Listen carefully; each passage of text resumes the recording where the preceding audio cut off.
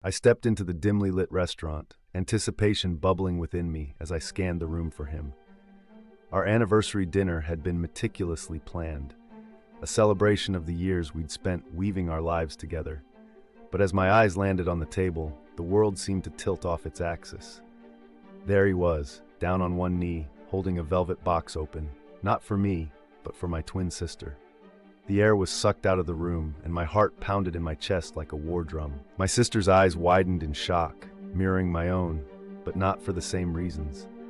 For months, there had been whispers of something wrong, a distance growing between us that he claimed was stress from work. Late nights at the office, missed calls, and vague excuses had started to chip away at my trust. But never in my wildest nightmares had I imagined this. My twin, the one person who knew me better than anyone, sharing a secret so deeply wounding it felt like a physical blow. She looked at me, tears in her eyes, as if pleading for understanding I couldn't give. The betrayal was a knife, sharp and unforgiving, thrust into the very core of who I was. I wanted to scream, to throw the table aside and demand answers, but my voice was trapped in my throat, suffocated by disbelief. He turned to me, his face a mask of regret, mumbling apologies I couldn't process.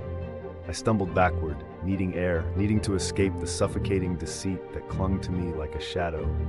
My sister reached for my hand, but I recoiled, the touch of her skin burning with the realization of what they had done. The room spun, the walls closing in as I fled, leaving behind the shattered pieces of what I thought was my life. Outside, the cool air hit my face like a slap, grounding me in a reality I wished was a dream. How had I been so blind? The signs had been there, but I'd chosen to ignore them, clinging to an image of happiness that was nothing but a facade. As I stood alone, a painful clarity washed over me. This betrayal was more than just a broken relationship.